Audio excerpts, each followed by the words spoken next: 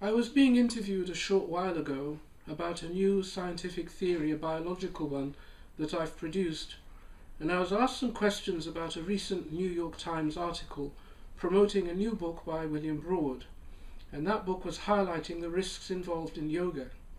I've now read The Science of Yoga, the risks and the rewards, and this is my review, my thoughts. I have a very nice little book that gives remedies for various ailments, and at the beginning of that book the author says to us, please, when you use these remedies, always remember that one day you'll die. Everybody does. And that's really the science of yoga.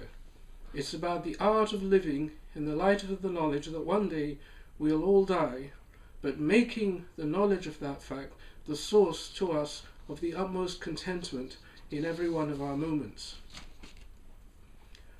I'll begin with William Broad's last paragraph in the book, and he says, "But even if the otherworldly view has merit, this book and the long studies of the scientific community show the bottom line. The transcendental bliss starts with the firing of neurons and neurotransmitters, with surges of hormones and brainwaves. It's the science of yoga." Oh no, it isn't. And oh no, it doesn't. Transcendental bliss most certainly does not begin with the firing of neurons and neurotransmitters. If it exists, then transcendental bliss begins with somebody saying to themselves, I think there's more to this world than I'm currently experiencing. Transcendental bliss begins with desire. Transcendental bliss begins with the desire to be free. Transcendental bliss is the freedom from the desire for desire. Now, a scientist might well see neurons firing in the person they are studying who is in or is looking for transcendental bliss. This is not the science of yoga. It's not even close to being the science of yoga. The person having the transcendental experience is experiencing the neurons firing in both of them, whereas the scientist only experiences and sees the neurons in one person, first of all in themselves, and then they're examining them in the other, but not both. That's the difference between them. Yoga means union, and the difference between those two statements is the science of yoga. The second to last chapter in the book is called Muse, and I must confess I'd been looking forward to this chapter, but it was a big disappointment. William Broad is a Pulitzer Prize-winning science author who has been writing on science for over 30 years. Has he really got no curiosity about science and how it works? Much more importantly, has he really got no curiosity about scientists, the people who do science, and how they work? I saw, for example, Richard Feynman, one of my all-time favourites, listed in the index. One of the most creative scientists ever to have lived, and he's nowhere in this chapter on muse and creativity. What we have is the usual run of suspects. There's Freud, there's Jung, there's Stokowski, there's Garbo, and please, do we really need to hear all over again that those two were lovers and had an affair? There's Menuhin, there's Faulkner, there's Hemingway, there's Picasso, there's Wilde. Sting gets a mention. Was Sir Isaac Newton not creative? Was Albert Einstein not creative? Was Werner Heisenberg not creative? The only two scientists that get mentioned in this chapter on muse and creativity are there by accident. They're there because they gave up science. One gave up voluntarily, and the other gave up because of an accident that brought about a change in character. Is there no Nobel Prize-winning scientist who has made an important contribution, as he puts it, to human culture through their creative instincts that a science writer cannot study in a chapter on creativity and science? Instead, we have to wade through all the usual stuff about creative artists and how they are free spirits. We, of course, read all about their sex lives. Artistic free spirits apparently have twice as many sex partners as the general population. We're not told the sex life of plumbers or scientists so we can compare. And guess what? Professional artists have even more lovers. So professional scientists don't deserve a mention. They don't have lovers. I mean, Marconi was a Nobel Prize winning scientist, extremely creative, and here goes, he was known as an inveterate womanizer. He was so wealthy, he had his own luxury suite on most of the ocean liners where he could take his conquests if he wanted to. There's plenty of material there. This entire chapter simply reinforces the same old stereotypes. Scientists are nerds and the other lot are creative. What we learn from a scientific writer, no less, is that scientists are neither inventive, nor innovative, nor creative, or that if they are, then it's not worth talking about. There's nothing about Newton, there's nothing about Bohr, there's nothing about any of them. From a double Pulitzer Prize-winning author who covers science, and who one would have thought would be at least of a smattering of interest in how creativity in science works, I can't tell you what a disappointment this chapter was. Then there's a chapter on divine sex. Well, there's sex on many of the pages in this book, so I won't spend too much time here. I will say, though, that Mr. Broad spends a great deal of time on Jung. Now, if someone is going to quote Jung, then they really ought to pay attention to one of his most important lessons. Jung insisted that we must remain unprejudiced as scientific observers. The analyst has a duty to remain unprejudiced, or he or she will impose what Jung called psychic death on the patient. That's an imposition. We must approach with an open mind. We must address the mind-body problem. Mind-body problem. They are united. And we must remain open to the unknown even when we seek to use conventional medicine. So Jung says we must approach with an open mind, we must address the mind-body problem, and we must remain open to the unknown even when seeking to use conventional medicine. Those are lessons from Jung. There's a chapter on moods, and here we get very close to learning what yoga is all about, but it's not from William Broad. It's when he's quoting a Boston doctor who says mental hygiene leads to physical hygiene. In this chapter, William Broad makes a big deal about the US Navy. Well, unfortunately for William Broad, I currently live in a surfing and diving community, and I happen to have that manual. What Mr. Broad calls a breathing style, the US Navy regards as merely a form of intentional breathing that can affect muscle activity and metabolism and heart rate.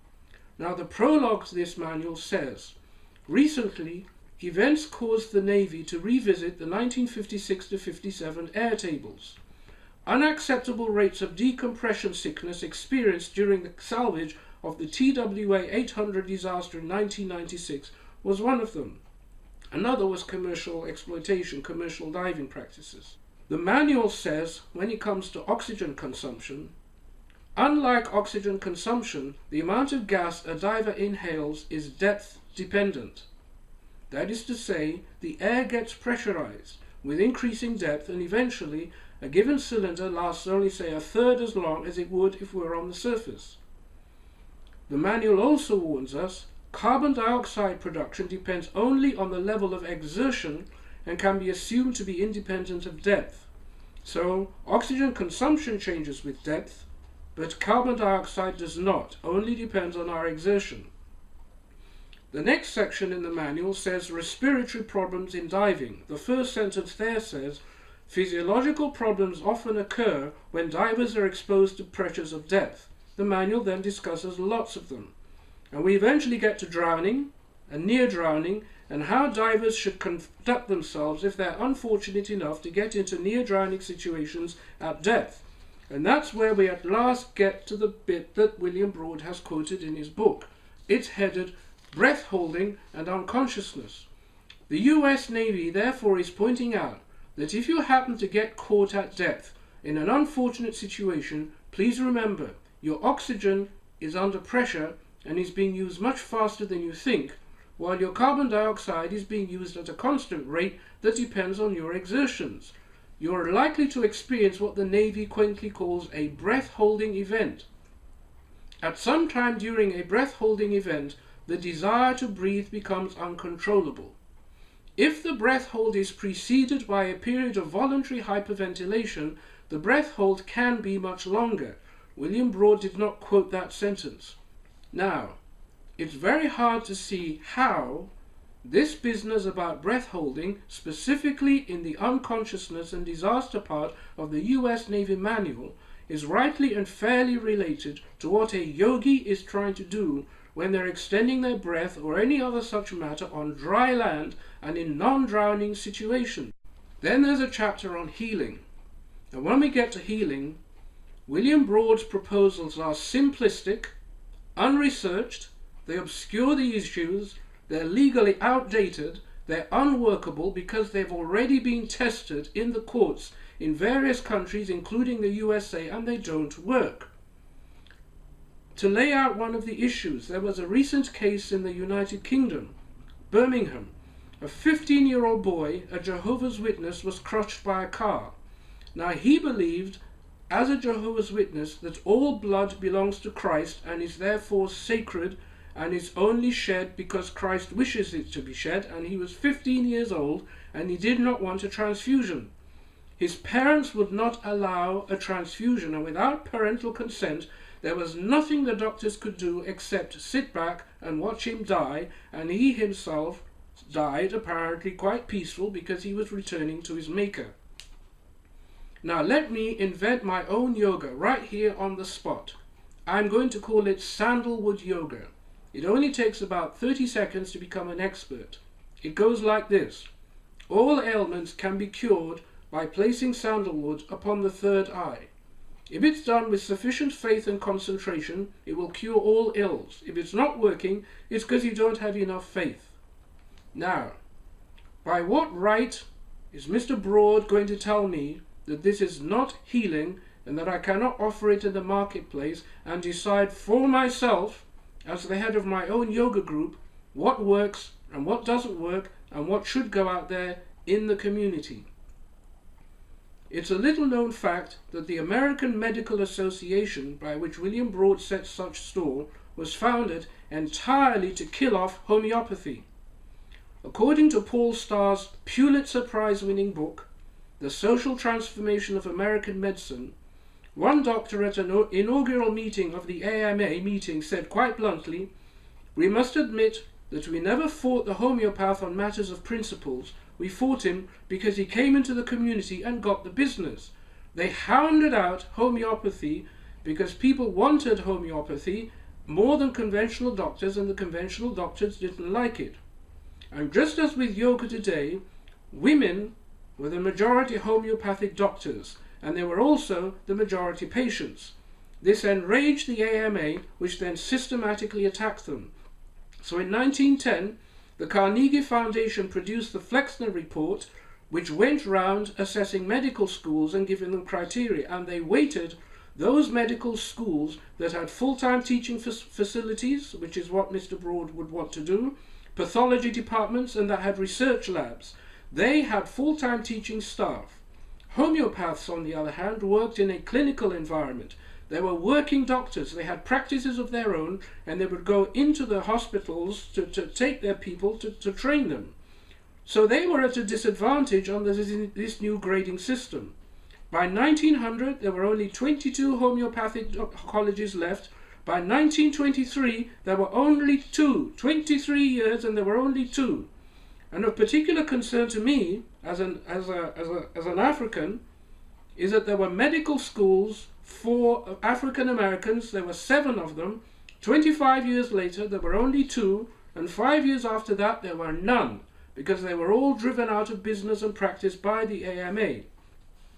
William Broad's proposals, as presented in his book, are impossible to implement. They've already been tried. He lives, I understand, in New York State. Then it's a shame he didn't consult with his state attorney before writing what he wrote in that book to determine what steps have already been taken within the last 5 years to implement the kind of procedures he's suggesting. Then we at last get to the chapter on risk of injury, on which there's been so much fuss.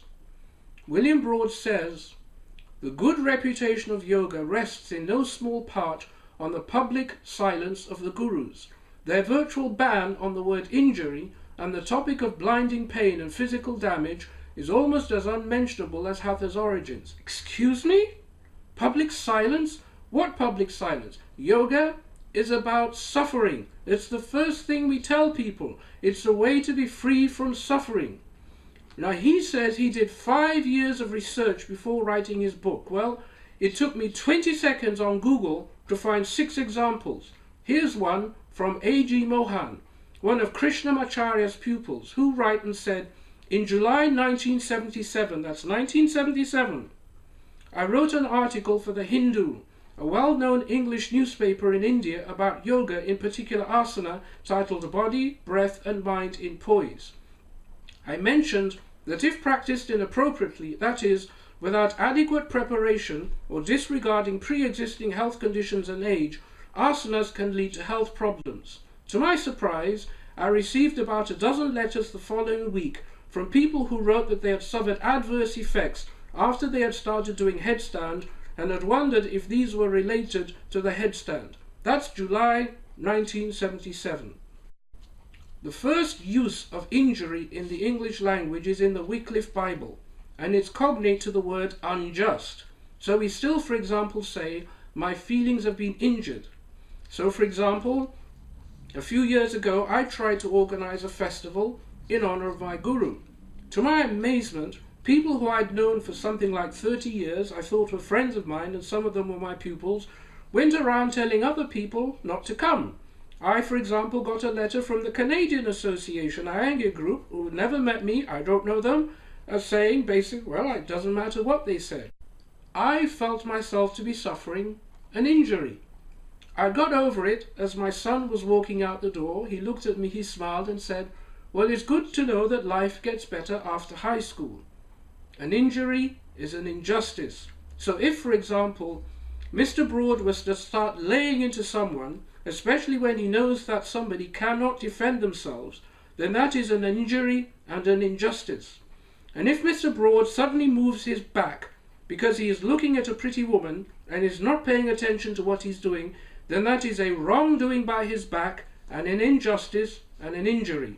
They all have the same cause. Ego is what yoga teaches is the cause of all suffering and all injustice and all injury, no matter whether it's by reputation or anything else. They have no other cause but ego. Sir Isaac Newton, when he presented the greatest scientific work that's ever written, the Principia, he said, this being governs all things, not as the soul of the world, but as Lord over all. On account of his dominion, he is wont to be called Lord God, or universal ruler. He is not eternity or infinity, but eternal and infinite.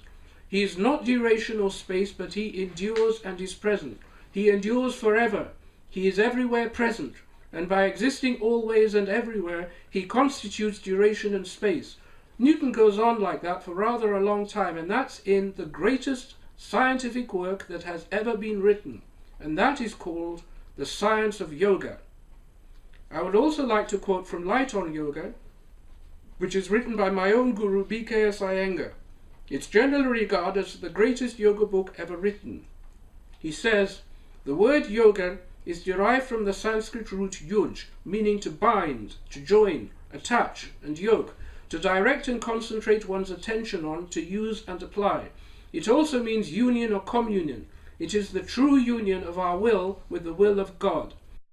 In Indian thought, everything is permeated by the Supreme Spirit, Paramatma or God, of which the individual human spirit, Jivatma, is a part.